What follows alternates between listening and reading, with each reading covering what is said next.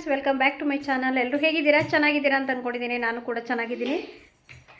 ಇವತ್ತು ಶುಕ್ರವಾರ ಸಂಜೆ ಇವಾಗ 7 ಗಂಟೆ ಆಯಿತು. ಇವಾಗ ನಾನು ವ್ಲಾಗನ್ನು ಸ್ಟಾರ್ಟ್ ಮಾಡ್ತಾ ಇದ್ದೀನಿ. ಏನು ನೋಡಿ, ಹಾಯ್ ಮಾಡು. ನೀನು ಹೈಡಿನಾ? ಅವಳು ಚಿಂಟು ಟಿ ವಿ ನೋಡಿ ನೋಡಿ ನೋಡಿ ಕನ್ನಡ ಚಿಂಟು ಟಿ ವಿ ನೋಡ್ತಾಳೆ.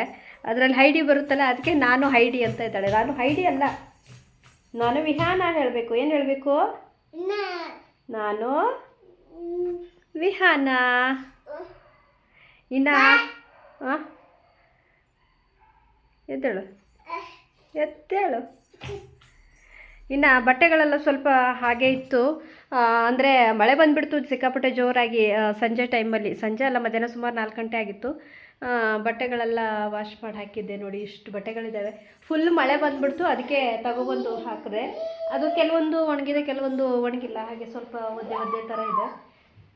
ಅದನ್ನು ಸ್ವಲ್ಪ ಒಣಗಿರೋದು ಒಣಗದೇ ಇರೋದೆಲ್ಲ ಸಪ್ರೇಟ್ ಮಾಡಿಬಿಟ್ಟು ಒಣಗಿರೋದನ್ನು ಮಡ್ಚಿ ಹಾಕಬೇಕು. ಇನ್ನು ಸ್ವಲ್ಪ ಒದ್ದೆ ಇರೋದನ್ನು ಇಲ್ಲೇ ಹಾಕ್ತೀನಿ. ಹೊರಗಡೆ ಮಳೆ ವಾತಾವರಣ ಇದೆ. ಮತ್ತು ನೈಟ್ ಹಾಕಿದ್ರೂ ಮಳೆ ಬಂದರೆ ಮತ್ತೆ ಕಷ್ಟ ಆಗುತ್ತಲ್ಲ, ಅದಕ್ಕೆ ಸ್ವಲ್ಪ ಹಾಕ್ಬಿಡ್ತೀನಿ. ಇಲ್ಲೇ ಈ ಟ್ರೆಡ್ಮಿಲ್ ಮೇಲೆ ಹಾಕಿದ್ರೆ ಒಣಗ್ತಾ ಇರುತ್ತೆ. ಇನ್ನು ನಾಳೆ ವಾರ ಆಗಿರೋದ್ರಿಂದ ಈ ಕೆಲಸಗಳನ್ನೆಲ್ಲ ಇವತ್ತೇ ಮುಗಿಸ್ಕೊಂಡ್ರೆ ನಾಳೆ ಬೆಳಿಗ್ಗೆ ನನಗೆ ವಾರ ಮಾಡೋದಕ್ಕೆ ಈಸಿ ಆಗುತ್ತೆ. ಜಾಸ್ತಿ ಕೆಲಸಗಳು ಕೂಡ ಇರೋದಿಲ್ಲ. ಇನ್ನು ಇದೇ ಕೆಲಸ ಮಾಡ್ಕೊಳ್ತಾ ಕೂತ್ರೆ ನನಗೆ ಟೈಮ್ ಆಗಿಬಿಡುತ್ತೆ. ಆಮೇಲೆ ಮಕ್ಕಳು ತಿಂಡಿ ಬೇಕು ಅಂತ ಹಠ ಮಾಡ್ತಾರೆ. ಎಲ್ಲ ಮನೆ ಕ್ಲೀನ್ ಮಾಡಿ ತಿಂಡಿ ಮಾಡ್ಕೊಳ್ಳೋದ್ರಷ್ಟಿಗೆ ಲೇಟಾಗಿ ಹೋಗುತ್ತೆ. ಇನ್ನು ಮಕ್ಕಳಿರೋ ಮನೇಲಂತೂ ಒಂದು ವಸ್ತು ಇಟ್ಟಲ್ಲಿ ಇರೋದೇ ಇಲ್ಲ. ಬೆಳಿಗ್ಗೆ ಇಟ್ಟಿರೋ ವಸ್ತು ಮತ್ತು ಸಂಜೆ ನೋಡೋದಕ್ಕೆ ಹೋದರೆ ಅದು ಇಟ್ಟಿರೋ ಜಾಗದಲ್ಲಿ ಇರೋದೇ ಇಲ್ಲ. ಅದನ್ನೆಲ್ಲ ಎತ್ತಿ ಎತ್ತಿ ಇಡೋದ್ರೊಳಗೆ ತುಂಬ ಟೈಮ್ ಆಗಿಬಿಡುತ್ತೆ. ನಮ್ಮನೇಲಿ ಒಂದೇ ಹೀಗೇನಾ ಅಥವಾ ನಿಮ್ಮನೇಲೂ ಹೀಗೇನಾ ಅಂತ ಕಮೆಂಟ್ ಮಾಡಿ. ಯಾಕಂದರೆ ನಮ್ಮನೇಲಂತೂ ಏನು ಇಟ್ಟರು ಇರೋದೇ ಇಲ್ಲ. ಒಂದು ಡೈನಿಂಗ್ ಟೇಬಲ್ ಮೇಲೆ ಏನಾದರೂ ಶೋ ಪೀಸ್ಗೆ ಅಂತ ಏನಾದರೂ ಫೋಟೋ ಏನಾದರೂ ಇಟ್ಟರು ಕೂಡ ಅದು ಕೂಡ ಇರಲ್ಲ. ಆಟ ಆಡೋದಕ್ಕೆ ಅಂತೇಳಿ ಎತ್ಕೊಂಡು ಹೋಗ್ಬಿಡ್ತಾರೆ. ಶ್ರೇವಿಗೆ ಎಕ್ಸಾಮ್ ಸ್ಟಾರ್ಟ್ ಆಗಿದೆ. ನೆಕ್ಸ್ಟ್ ಟೆಸ್ಟ್ಗಳು ನಡೀತಾ ಇದ್ದಾವೆ. ಇವಾಗ 3 ಟೆಸ್ಟ್ ಆಯಿತು, ಇನ್ನು 3 ಇದೆ. ಯಾವಾಗ ಶ್ರೇಯ? ಸೋಮವಾರ ಯಾವುದು, ಮಂಡೇ ಯಾವುದು ಟೆಸ್ಟ್? ಕಂಪ್ಯೂಟರ್ ಟೆಸ್ಟ್ ಇದೆ. ಇನ್ನು 3 ಅಲ್ಲ, ಕಂಪ್ಯೂಟ್ರು, EVS, ಆಮೇಲೆ ಹಿಂದಿ ಟೆಸ್ಟ್ ಬಾಕಿ ಇದೆ. ಅದಿಷ್ಟು ಟೆಸ್ಟ್ ಮುಗಿದ್ಮೇಲೆ ಒಂದು ಸರಿ ಫ್ರೀ ಆಗ್ತಾನೆ. ಇವಾಗ ಸ್ವಲ್ಪ ಓದಿಸ್ಕೋಬೇಕು. ಇನ್ನು ನೋಡಿ, ಒಬ್ಬಳೇ ಆಟ ಆಡ್ತಾ ಇದ್ದಾಳೆ. ಪೌಡ್ರ್ ಹಾಕು ಅಂತ ಹೇಳಿದ್ಲು, ಪೌಡ್ರ್ ಹಾಕಿದ್ದೀನಿ, ಆಡ್ತಾ ಇದ್ದಾಳೆ. ಹಾಂ, ಆಡು. ಯಾವುದು ಅದು? ಹಾಂ. ಇನ್ನು ನನ್ನ ಮಗಳು ಹೇರ್ ಸ್ಟೈಲ್ ನೋಡಿ, ಹೇರ್ ಕಟಿಂಗ್ ಮಾಡಿಸಿದ್ದೀವಿ ಅಲ್ವಾ ಗುಮ್ಮ? ಹೇರ್ ಕಟಿಂಗ್ ಮಾಡಿಸಿದ್ದೀವಲ್ಲ, ಹೇಗಾಗಿದೆ ಹೇಳಿ? ಅಲ್ಲ ಮಗಳೇ, ಡೋರಾ ಕಟಿಂಗ್ ಮಾಡಿಸಿದ್ದೀವಲ್ಲ ಮಗನೇ. ಇನ್ನು ಸ್ವಲ್ಪ ಕೂದಲು ಉದ್ದ ಬರಬೇಕಿತ್ತು, ಚೆನ್ನಾಗಾಗ್ತಾಯಿತ್ತು. ಅವಳು ಕೂದಲು ಮತ್ತು ಸಿಕ್ಕಾಪಟ್ಟೆ ತೆಳ್ಳಗಿದೆ, ದಪ್ಪ ಇಲ್ಲ. ಹೇ, ಇನ್ನು ಊರಿಗೆ ಹೋದರೆ ಫುಲ್ ಕಟಿಂಗ್ ಮಾಡಿಸಿದ್ರೆ ಚೆನ್ನಾಗಿರಲ್ಲ ಅಂತೇಳಿ ಸ್ವಲ್ಪ ಈ ಥರನೇ ಮಾಡಿಸಿದ್ದೀವಿ. ಊರಿಗೆ ಹೋಗಿ ಬಂದಮೇಲೆ ಫುಲ್ ಒಂದು ಸರಿ ತೆಗೆಸ್ಬೇಕು. ಅವಳು ಕೂದಲು ಇನ್ನೂ ದಪ್ಪ ಬರಬೇಕು, ಸಿಕ್ಕಾಪಟ್ಟೆ ತೆಳುವ ಇದೆ. ಇದು ನೆಕ್ಸ್ಟ್ ಡೇ ವಿಡಿಯೋ ಕ್ಲಿಪ್ಪಿಂಗು. ಅಂದರೆ ಶನಿವಾರ ವಾರ ಆಗಿರೋದ್ರಿಂದ ಬೆಳಿಗ್ಗೆ ಎದ್ದು ತಲೆ ಸ್ನಾನ ಮಾಡಿ ಹಾಗೆ ದೇವ್ರ ಪೂಜೆ ಮಾಡೋದಕ್ಕೆ ಅಂತೇಳಿ ಹೂವೆಲ್ಲ ಕೊಯ್ಕೊಂಡ್ಬಂದು ದೇವ್ರ ಮನೆಯೆಲ್ಲ ಕ್ಲೀನ್ ಮಾಡಿ ಇಟ್ಟಿದ್ದೀನಿ. ಇವಾಗ ಬಾಗಿಲಿಗೆಲ್ಲ ರಂಗೋಲೆ ಹಾಕಿ ದೇವ್ರ ಪೂಜೆಯನ್ನು ಮಾಡಬೇಕು.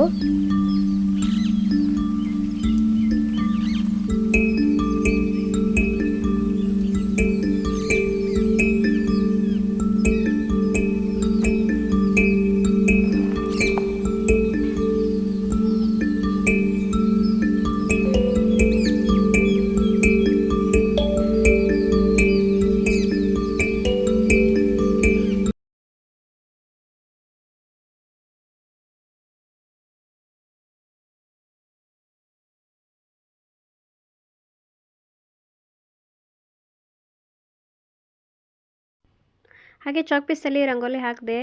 ಜೋರಾಗಿ ಗಾಳಿ ಬೀಸೋದ್ರಿಂದ ರಂಗೋಲಿ ಹಿಟ್ಟಲ್ಲಿ ಹಾಕಿದ್ರೆ ಒಂದು ಸ್ವಲ್ಪ ಹೊತ್ತು ಮಾತ್ರ ಇರುತ್ತೆ, ಆಮೇಲೆ ತೂರ್ಕೊಂಡು ಹೋಗ್ಬಿಡುತ್ತೆ. ಇನ್ನು ನನ್ನ ಮಕ್ಕಳು ಕೂಡ ಎದ್ದಿದ್ರು.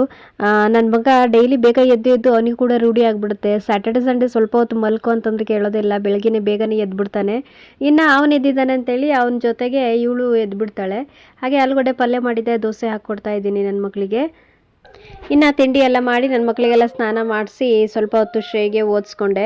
ಆಮೇಲೆ ಮತ್ತೆ ಊಟಕ್ಕೆ ರೆಡಿ ಮಾಡೋಣ ಅಂತ ಬಂದೆ. ರೊಟ್ಟಿ ಮಾಡಿದೆ, ಅಕ್ಕಿ ರೊಟ್ಟಿ ಮಾಡಿದೆ. ಸುಮಾರು ದಿನ ಆಗಿತ್ತು, ಇವತ್ತು ಅಕ್ಕಿ ರೊಟ್ಟಿ ಮಾಡೋಣ ಅಂತ ಇದ್ದೆ. ಇನ್ನು ಅಕ್ಕಿ ರೊಟ್ಟಿಗೆ ಬೆಂಡೆಕಾಯಿ ಪಲ್ಯ ಮಾಡೋಣ. ಇವತ್ತು ವಾರ ಅಲ್ವಾ, ವಾರ ಅನ್ನೋದಕ್ಕಿಂತ ಇನ್ನೇ ಶ್ರಾವಣ ಅಲ್ವಾ, ಶ್ರಾವಣ ಸ್ಟಾರ್ಟ್ ಆಗಿರೋದ್ರಿಂದ ಏನು ತಿನ್ನಲ್ಲ. ಅದಕ್ಕೆ ಬೆಂಡೆಕಾಯಿ ಇತ್ತು, ಬೆಂಡೆಕಾಯಿ ಪಲ್ಯ ಮಾಡಿಬಿಡೋಣ ಅಂತೇಳಿ ರೆಡಿ ಮಾಡ್ತಾ ಇದ್ದೀನಿ.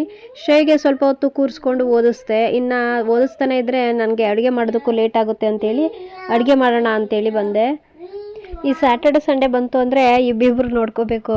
ಅವನಿಗೆ ಈ ಥರ ಏನಾದರೂ ಟೆಸ್ಟ್ಗಳು ಮಧ್ಯೆ ಏನಾದರೂ ಬಂದುಬಿಡ್ತು ಅಂದರೆ ಅವನಿಗೂ ಕೂಡ ಓದಿಸ್ಕೋಬೇಕು. ಇಬ್ಬರು ನೋಡ್ಕೊಳ್ಳೋಷ್ಟೊತ್ತಿಗೆ ಸಾಕಾಗೋಗುತ್ತೆ. ಒಂದೊಂದು ಟೈಮು ಶ್ರೇಯಿಗೆ ರಜೆ ಕೊಟ್ಟಿದ್ದು ಒಳ್ಳೇದಾಯಿತು ಅಂತ ಅನಿಸುತ್ತೆ. ಏನಕ್ಕೆ ಅಂದರೆ ನಾನೇನಾದರೂ ಕೆಲಸ ಮಾಡ್ಕೊಳ್ಳುವಾಗ ನನ್ನ ಮಗಳು ಆಟ ಆಡ್ತಾಯಿದ್ರೆ ಅವಳನ್ನ ನೋಡ್ಕೊತಾ ಇರ್ತಾನೆ. ಏನಾದರೂ ಮಾಡ್ತಾಯಿದ್ರು ಅದು ಮಾಡಬೇಡ ಇದು ಮಾಡಬೇಡ ಅಂತ ಸ್ವಲ್ಪ ಚೆನ್ನಾಗಿ ನೋಡ್ಕೊಳ್ತಾನೆ. ಇನ್ನೊಂದು ಟೈಮು ಇಬ್ಬರು ಕಿತ್ತಾಡ್ಕೋತಾರಲ್ಲ, ಆವಾಗ ಅಯ್ಯೋ ಸ್ಕೂಲ್ಗೆ ಯಾಕಾದರೂ ರಜೆ ಕೊಡ್ತಾರೋ ಅಂತ ಅನಿಸುತ್ತೆ.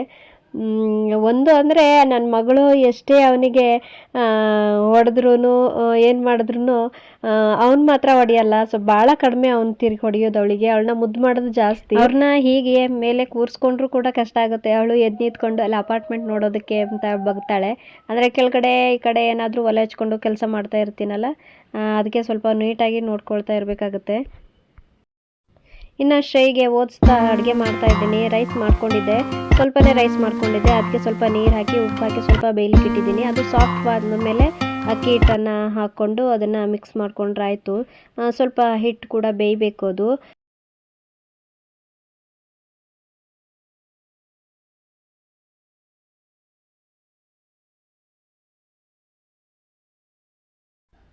ಇನ್ನು ಹಿಟ್ಟು ಕೂಡ ಬೇಯಿಸ್ಲಿಕ್ಕೆ ಇಟ್ಟಿದ್ದಿಲ್ಲ, ಅದು ಚೆನ್ನಾಗಿ ಬೆಂದಿತ್ತು. ಇವಾಗ ಪಟಪಟ ಅಂತ ರೊಟ್ಟಿ ಮಾಡೋಣ ಅಂತ ಮಾಡೋದಕ್ಕೆ ರೆಡಿ ಮಾಡ್ತಾ ಇದ್ದೀನಿ.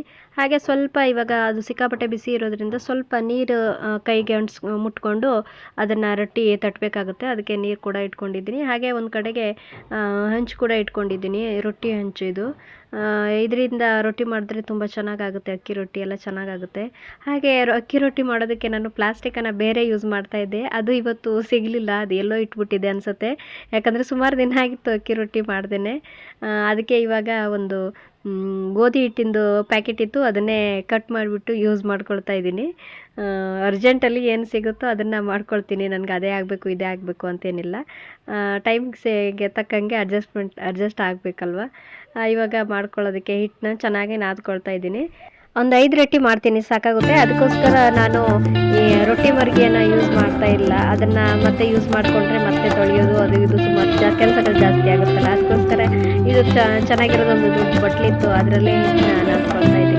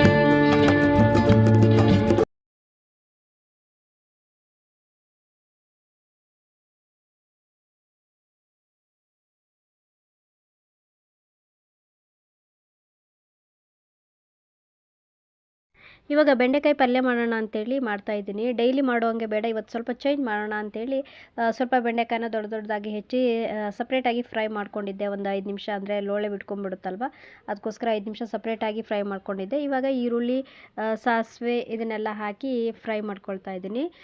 ಮತ್ತೊಂದು ಕಡೆಗೆ ಸಪ್ರೇಟಾಗಿ ಈರುಳ್ಳಿ, ಬೆಳ್ಳುಳ್ಳಿ, ಶುಂಠಿ, ಟೊಮೊಟೊ ಮತ್ತು ಮೆಣಸು ಇದನ್ನು ಹಾಕಿ ಜಸ್ಟ್ ಒಂದು ಆಯಿಲಲ್ಲಿ ಒಂದು 2 ನಿಮಿಷ ಬೇಯಿಸ್ಕೊಂಬಿಟ್ಟು ಅದಾದಮೇಲೆ ಮಿಕ್ಸಿಗೆ ಹಾಕಿ ಚೆನ್ನಾಗಿ ಪೇಸ್ಟ್ ಮಾಡಿಟ್ಕೊಂಡಿದ್ದೀನಿ.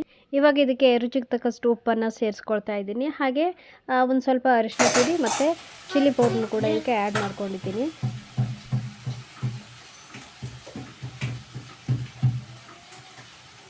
ಆಯ್ತಾ?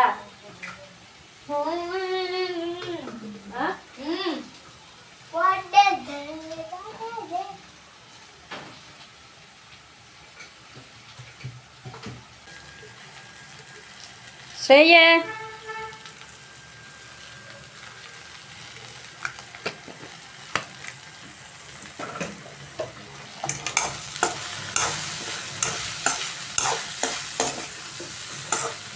ಶ್ರೇಯೇ,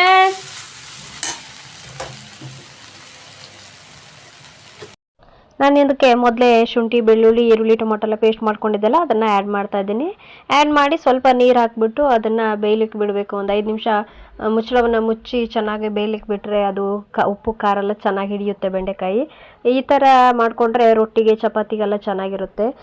ಮಾಮೂಲಿ ಹಾಗೆ ಡ್ರೈ ಫ್ರೈ ಮಾಡ್ಕೊಳ್ಳೋದಕ್ಕಿಂತ ಈ ಥರ ಮಾಡಿಕೊಂಡ್ರೆ ರೊಟ್ಟಿಗೆಲ್ಲ ತುಂಬ ಟೇಸ್ಟಾಗಿರುತ್ತೆ. ಒಮ್ಮೆ ಈ ಥರನೂ ಕೂಡ ಟ್ರೈ ಮಾಡಿ, ಚೆನ್ನಾಗಿರುತ್ತೆ. ಆಮೇಲೆ ಒಂದು ಸ್ವಲ್ಪ ಗರಂ ಮಸಾಲೆ, ಧನಿಯಾ ಪೌಡ್ರನ್ನ ಹಾಕಿ ಮಿಕ್ಸ್ ಮಾಡಿಕೊಂಡ್ರೆ ಟೇಸ್ಟ್ ಮಾತ್ರ ಸೂಪರಾಗಿರುತ್ತೆ. ಹಾಗೆ ಇವತ್ತಿನ ಬ್ಲಾಗ್ ನಿಮಗೇನಾದರೂ ಸ್ವಲ್ಪನಾದರೂ ಇಷ್ಟ ಆಯಿತು ಅಂದರೆ ಒಂದು ಲೈಕ್ ಮಾಡಿ, ಶೇರ್ ಮಾಡಿ, ಕಮೆಂಟ್ ಮಾಡೋದನ್ನು ಮರಿಬೇಡಿ. ಹಾಗೆ ಯಾರೆಲ್ಲ ನನ್ನ ಚಾನಲ್ಗೆ ಹೊಸದಾಗಿ ನೋಡ್ತಾ ಇದ್ದೀರಾ ದಯವಿಟ್ಟು ಸಬ್ಸ್ಕ್ರೈಬ್ ಮಾಡ್ಕೊಂಡು ನೋಡಿ. ನೋಡಿ, ಇವಾಗ ಬಿಸಿ ಬಿಸಿಯಾಗಿರೋ ಬೆಂಡೆಕಾಯಿ ಪಲ್ಯ ರೆಡಿ ಆಯಿತು. ಬೇಕು ಅಂತಂದರೆ ಸ್ವಲ್ಪ ನೀರು ಹಾಕ್ಕೊಂಡು ಗ್ರೇವಿ ಥರ ಕೂಡ ಮಾಡ್ಕೋಬೋದು. ಹಾಗೆ ಬಿಸಿ ಬಿಸಿ ರೊಟ್ಟಿ ಕೂಡ ರೆಡಿಯಾಗಿದೆ. ರೊಟ್ಟಿ ಜೊತೆಗೆ ಬೆಂಡೆಕಾಯಿ ಪಲ್ಯ ಇವತ್ತು ಸೂಪರ್ ಊಟ ಆಗಿರುತ್ತೆ. ಇವತ್ತಿನ ವ್ಲಾಗನ್ನು ಇಲ್ಲಿಗೆ ಎಂಡ್ ಮಾಡ್ತಾ ಇದ್ದೀನಿ. ಈ ವ್ಲಾಗ್ ನಿಮಗೆ ಇಷ್ಟವಾಗಿದ್ದರೆ ಒಂದು ಲೈಕ್ ಮಾಡಿ, ಶೇರ್ ಮಾಡಿ, ಕಮೆಂಟ್ ಮಾಡಿ. ಮತ್ತೆ ಸಿಗ್ತೀನಿ ಫ್ರೆಂಡ್ಸ್ ಮುಂದಿನ ವ್ಲಾಗಲ್ಲಿ. ಧನ್ಯವಾದ.